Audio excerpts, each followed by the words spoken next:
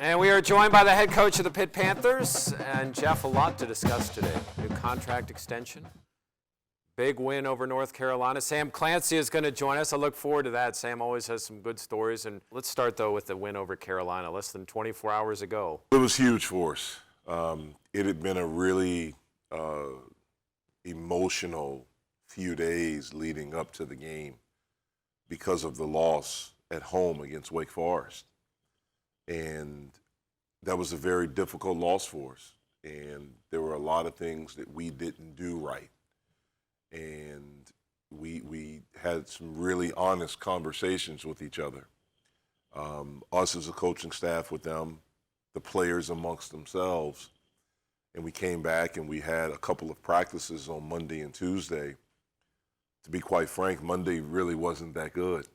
But I was expecting it not to be good because of how emotional everything was on Sunday when we met. And I was a little bit better on Tuesday.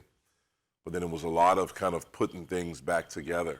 And so when you got to the game, I didn't know how we would be because of how we were. And it's not like we have anyone in that locker room that can rally everyone or, hey, I've been here before, let's do this, and this is what we have to do. And I thought that's what you saw a little bit in the first half. I thought we got off to a good start. It's 14-14. And just like Wake Forest, Xavier picks up his second foul. And North Carolina immediately goes on an 11-2 run. But I thought we looked a little lethargic. I thought we looked, a little bit like the moment was maybe a little bit too big for us. Playing at Carolina, you look up in the rafters, you see all the jerseys and specifically Jordan. Yeah. And, you realize this is the court that Michael Jordan practiced on and played on and, all the greats that have been there. And we went in at halftime and we just talked to them about playing with emotion, being together, being who you've been all year long. And I thought it was maybe the best half of basketball that we played. And I thought, I think some people will look at it and say, well, you scored 45 points, so obviously the ball went in the basket. I thought the ball went in the basket because of what we did defensively. We forced turnovers. We got out in transition. We were connected. We were there for each other. And I thought that led to us sharing on offense, moving the basketball, making the correct play. And so it was interesting because everything that we talked about since the Wake Forest game, you saw it in the second half, making the right play, making the easy play, the play that's in front of you, being ready to shoot. You need each other, being connected, being tough, making the tough plays. We did all of that in the second half, and we were able to win a big-time basketball game. You also had some guys step up, obviously, in that second half and make some of those plays. It's a road win, and it's your first since you've been here, but did you see maturity in that second half from your group? I did. And, it's something that hopefully we can see consistently going forward. What I told our team after the game is, what you did in the second half, like that's what's required to be good. And it's now we have to have the discipline and the commitment to do that all the time. You see how it feels. But it's a big investment that you have to make to be good. And it requires you to do it every day and to show up at it every day at a very high level. And, again, hopefully that's something we can build off of. We don't want this to be the high point of the season. Look, I understand. I didn't tell our guys this. I was going to tell them last night, but I didn't. Like, as a player, I never wanted Carolina. So our guys did something that I never did. I'm a little bit jealous of them, to be honest with you, because of that. But, anytime you beat a program like that, and if you can do it at their place, it's a big-time thing. But for us, that can't be the highlight of what we do. We have to use it to build and to understand that, the requirements that it takes to be really good. All right, I want to discuss more about that and also some individual performances that were really solid in that second half, plus Sam Clancy to join us as we continue here on the Jeff Capel Show on the Pitt Panthers Radio Network. Panthers have Miami, 6 o'clock on Sunday. We'll discuss that coming up, plus Sam Clancy. And want to continue a little bit more, Jeff, with North Carolina. And The athleticism of Trey McGowan's, I think my voice cracked a couple of times on those dunks. But I know he's such a great athlete, but yet there's a system you're wanting to play, but yet you want that athleticism to shine through. What's the line of him allowing him to do that yet stay within the frame? We want our guys to be aggressive. We want them to feel like they have freedom, but we want them to play the right way and make the correct play, whatever the play is. And you should be able now to see the play, whatever it is. Sometimes the play is drive all the way to the basket. Sometimes the play is get to a spot and pull up. Sometimes the play is a kick. You have guys that are open. And I think what happens with some of our guys at times is they're so anxious to make a play because we're struggling. We hadn't scored in a while, or the game's a little bit tight. And they're so anxious to make a play that they get caught up into, I have to make a play for me instead of making the correct play. That's what I was excited about last night, is that we made the right plays. And because we did it, we got wide open shots. Because we got wide open shots, we shot a good percentage. And because we did all of those things, now all of a sudden the lane opened up for Trey at the end where he can go down and dunk because they can't help. Justin's made threes. Xavier just made a three in the corner. And so all of those things go hand in hand, and that's one of the biggest things we've been trying to teach our guys, really since they've gotten here, since I've gotten here, but especially this year because we do feel like we have a few more weapons than we had last year. Boy, he can elevate. He can get up. He can get up. I saw that in high school, and he's a very, very, you hit it on the head, he's a very gifted athlete. Justin Champagnie made some clutch threes. Also, but the rebounding, especially without Audice in there, what separates him from most freshmen? You know, he's been pretty good, man, and at times he's been really good. I mean, if you look at it, you know, to go down there and to, you know, I said to you guys on the radio after the game, I mean, I've been in this place a lot as a player, you know, as a freshman, and then you know the rest of my time at Duke, seeing the freshmen that came after, and then being back at Duke and coaching, and for a freshman to be able to go in that place and do the things that he did, shooting the basketball, making big-time shots, stepping up and making huge free throws, blocking shots, and then rebounding. I mean, that's big time. And, you know, I thought he took good shots. That's the main thing. I thought he took good shots. I thought the shots were in rhythm. Obviously, he's been working a lot on shooting the basketball. In high school, he's more of a slasher. But I just think that, you know, he's a talented kid that's learning what it means to really work. You know, a lot of these guys in high school, they're talented. They don't really understand how to work. He wants to be good, and I think he's understanding now what it takes and understanding that it's every day and how hard you have to work and the discipline that you have and the extra stuff that you have to do to be good. We've seen that, and it was much needed yesterday, and it's going to be needed, you know, for the rest of the season. I thought there were times in that game for Xavier where he calmed the team down. Yeah. He knew exactly what he needed to do. He walked it up at times. He slowed it down at times. What did you think of the way X played? I thought he was terrific. You know, one of the things I thought that was really good, especially when I went back and watched tape, it's something that's subtle, but it's big to me. I thought his interaction, both he and Trey, I thought their interactions with their teammates and most importantly, the officials were the best they've been all year. Because I thought we got some tough calls, but I thought they didn't let that distract them. You know, there was one call right in front of our bench. They called an offensive foul on Xavier, and it was a bang-bang call. I mean, it could have gone either way, and I thought his reaction was great. He just grabbed the ball. He wasn't overly demonstrative, and he went and just handed the official the ball.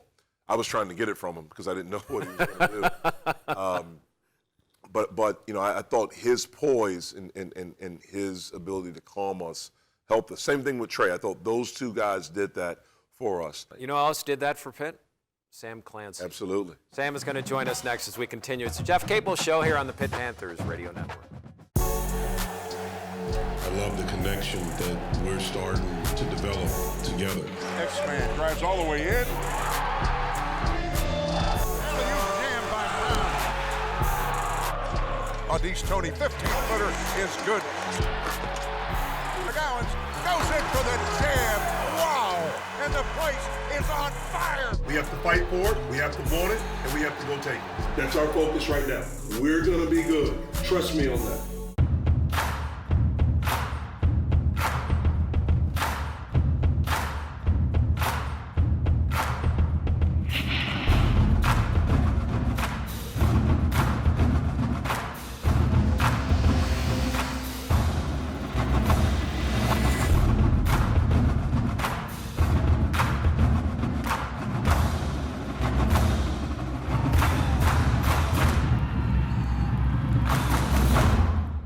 And welcome back inside the Peterson Event Center in this beautiful Pitt studios. Jeff, I shook the hand of our next guest, Sam Clancy, and I could see, when did you start being able to palm a basketball, Sam? Oh, man. Your hands Probably in huge. sixth grade.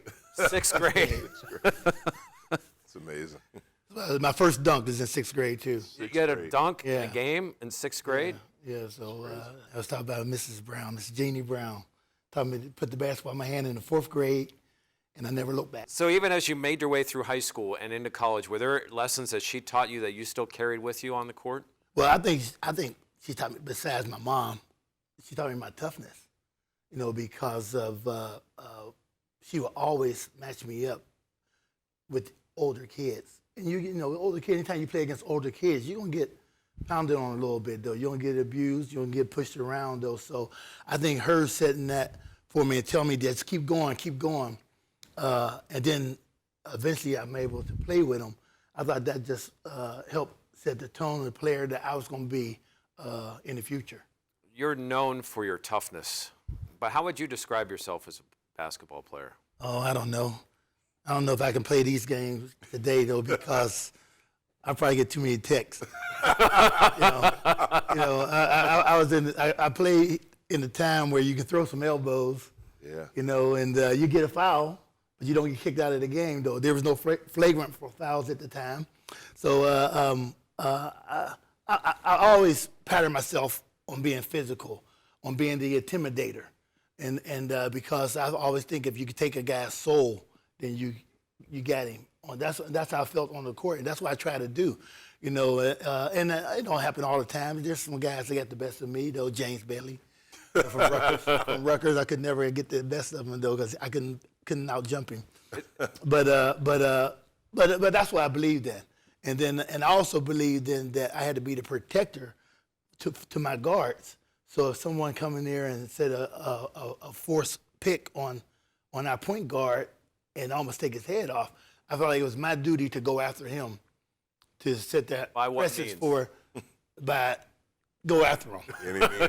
About to go after him to let him know that it's not going to happen again. And one thing, Gergerich, I love him as a coach. He always kept me level-headed. Him and my mom up in the stands.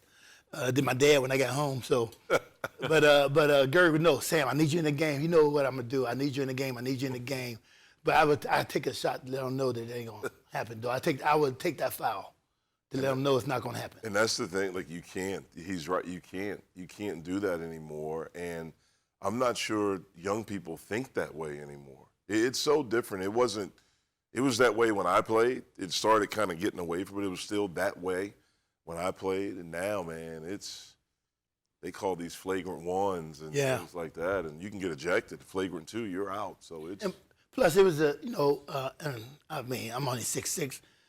Back then, considered a big man. I don't know how, but there was no three-point line when I played either. So everything, was going through the post, and you run pick and rolls and right down on the box. Yeah, guys pulled up on the box and things like that. Though now the game is so spread out, and the three-point line is valuable to the game. If you got a guy who can change the game.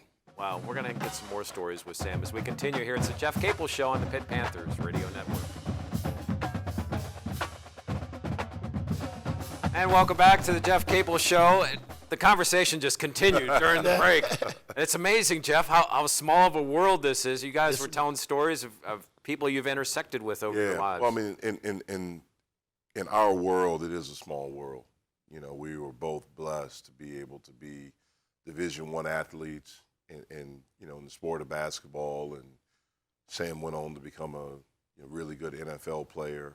But it is a small world. You know, you're in this. There's a certain, camaraderie that we have. There's a certain brotherhood that we have for guys that have played, that have walked in those shoes, that have been through those battles. And, everyone has stories, and the stories are similar. It's just a different school, a different jersey, a different time, but the stories are all really similar. And I'm pretty sure Sam would do this. I know for me, I would give just about anything to be able to go back to those days and to play again, and to hang out in the locker room, and to do all those things that we did when we were younger. Hear the stories. Hear the stories, yeah. For those that haven't heard, how did your career change from basketball to not playing here at Pitt? And I'm sure that football coaches have been depressed over that for your 4 years here. And then how did you get into the NFL? I was talked into by the defense coordinator and one of our top donors, who's no longer with us, that Coach Sherrill wanted me to come out for the team. And I gave it a shot. I went out. I was only out there a week and a half. And, thought I did okay, then thought I did great. And then sprained my ankle, went back to basketball because Dr. Roy Chipman came to be the head coach then. And then when Roy Chipman came, he said, Sam, I can't. My best guy is that I can rebuild, or, I can rebuild and let you go play football, or I can come here and you still be the guy for your senior year. And obviously basketball was my sport. I was unsure about football. I played in high school only because my two guards played. I was the last guy to play to sign up for football in high school. When I got drafted by the Phoenix Suns, third round, they sent me to the Continental Basketball Association. Were you in Billings? Billings, Montana, in December. What turned me on to football, you get the story. So anyway, I get there, and then, back in those days, the phone is flashing on the light, on the telephone, the hotel room. I go down and get my pink slip, and there was a guy named Chuck Allen from the Seattle Seahawks. And then he said, he asked the one question where it just changed my life. He said, son, would you like to play in the NFL? So I looked out my hotel windows, 3 feet of snow. And there was 3 feet of snow, and I go, yes, sir, I give it a shot. I'm in Billings, Montana now from Pittsburgh. Do you appreciate how unique of a story yours is? I understand how unique this story is, and I feel like I've just been so blessed. My supporting cast, not besides my family, has been the whole city of Pittsburgh, and you always hear that saying, it takes a village to raise a kid. If you know anything about me, it took the whole village, because everybody had a hand in my success, because when you're young and you doing something that somebody else see you, I was in one of those neighborhoods where the parents, that adult would call you over, whack you, send you home to your mom and dad, and you get whacked again. So it takes a village. So I respect that, and I respect every mother and father who said something to me and never said nothing negative to me, who's seen more in me than what I probably thought I had. I want to ask you about that village, because that village is here. It is right still. around. It's right around the Pitt campus. And I also want both of you to think about this. If anyone at Pitt or Duke that you saw that played basketball that could have played in the NFL, so think about who that might be as we continue. It's the Jeff Capel Show here on the Pitt Panthers Radio Network.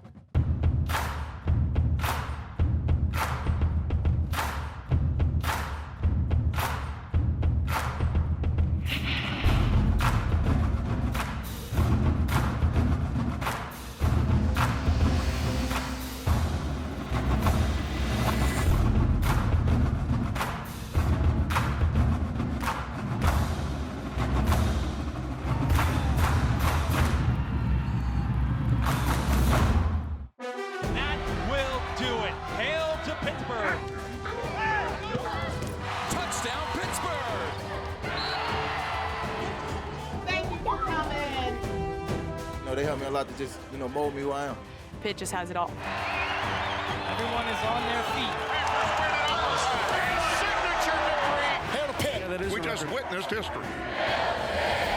Pitt Beyond the Script, weekly on AT&T Sportsnet.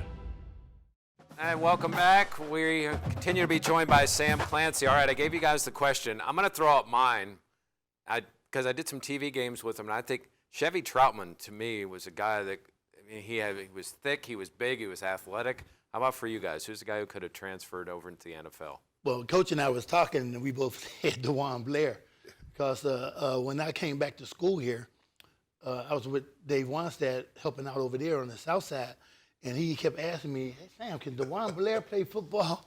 And I said, "Yes, Coach, I think he can." The only thing about when you come from basketball to football is that, and it's going to happen, that you got to be able to take a blow, you know, because you're going to get some helmets up under your chin strap. And I said, if he can do that and get back up and deliver a blow back, then he'll be able to play. Because you got to be able to take a hit in the NFL. If you had a player come to you and say, I want to play both, what would your...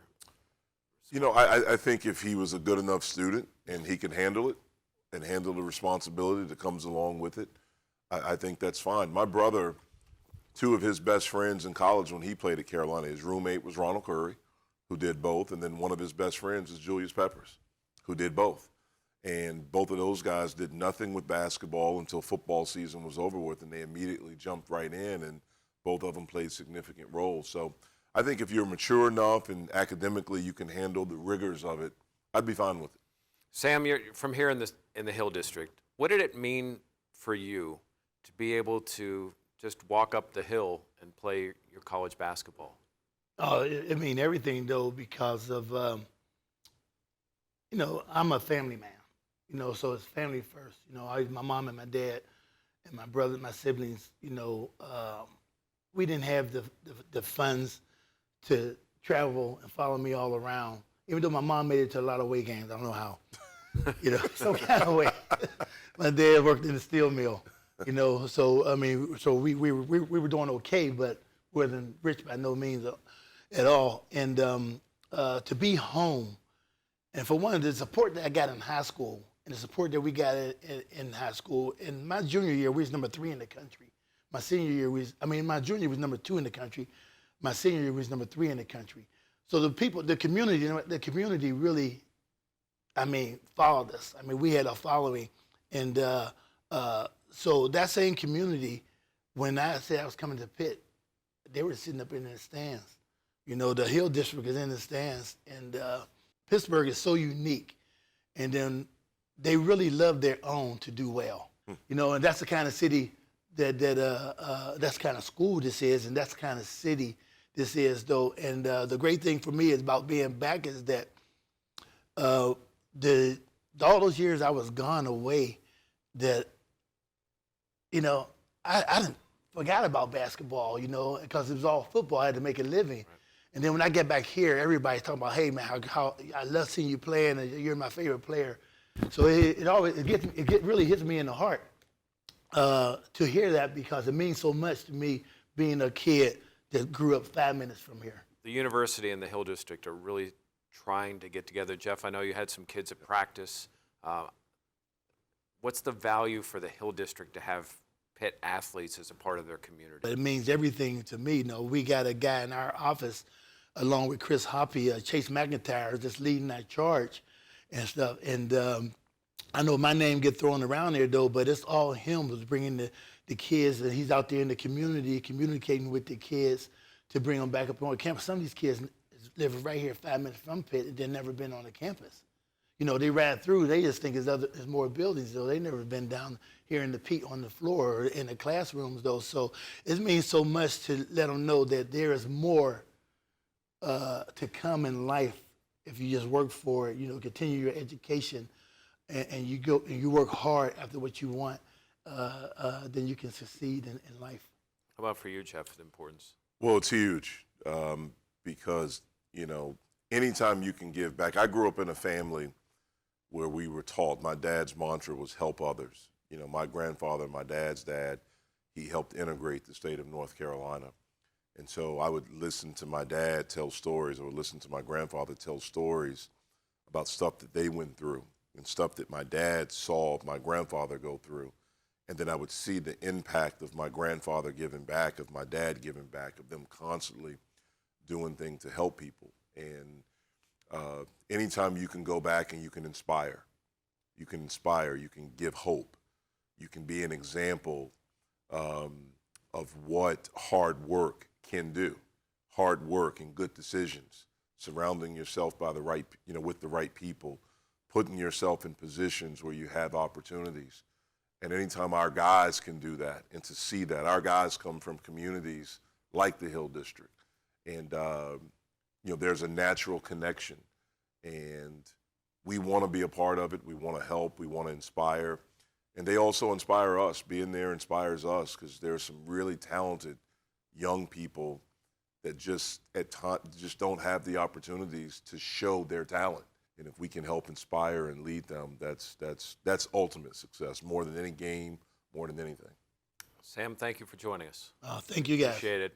Sam Clancy. We'll continue with more here on the Jeff Capel Show on the Pitt Panthers Radio Network.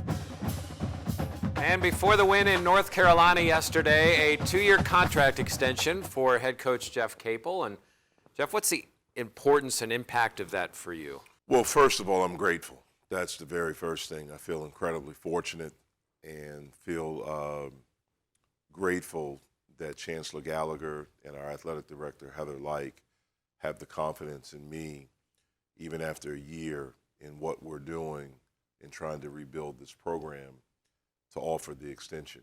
And so I think it shows their commitment, their belief in what we're doing. And then I hope it shows my commitment to the university, to the city, and to the program, and into what we're doing. And so I think it helps in so many ways. Obviously, it helps in recruiting. It helps in knowing that people value you and value what we're doing. When I say we, this is me and my staff. It's not just me. It's never just me. So I'm incredibly grateful for it. Panthers 2-2 in the ACC, and you guys head down to Miami. Now, Miami's lost 2 straight, but to Duke and Louisville. Yeah. And they have some wins. They beat Temple this year, won at Illinois. So, I mean, I guess like a lot of teams in the league this year, you see a little bit of highs and lows. Yeah, it is. And, they're an interesting team. They're talented. They have a veteran backcourt. I think they have one of the best guards in the league, and Chris Likes. He's small, but he's really, really good. He's a junior. He and Xavier actually played AAU together. And then Vasiljevic is a senior, can really, really shoot the ball, complements Likes well. And then they have a kid that transferred from Oklahoma that set out, McGusky. So they have 3 guys that can put up huge points, and then a couple of bigs inside. So, they're well coached. They'll do some different things defensively.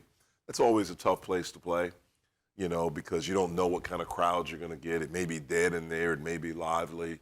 But it's also tough because they have a good coaching staff and good players. What's the talk to the team about not only coming back from losses, but maintaining after a win? Yeah, it's you have to keep everything in perspective. As my dad always told me, your highs can't be too high, your lows can't be too low. We're not judging ourselves after every game. It's not an indictment on the season, win or lose. And it's the same thing with North Carolina. It was a great win. Now it's time to move on to the next play, just like we did after Wake Forest. Panthers back in action. The pregame show 5:30 here on the Pitt Panthers Radio Network. 6 o'clock tip in Miami. Jeff, we'll see you down in Florida. Right. All right, best of luck, and we'll see you next week here on the Jeff Capel Show on the Pitt Panthers Radio Network.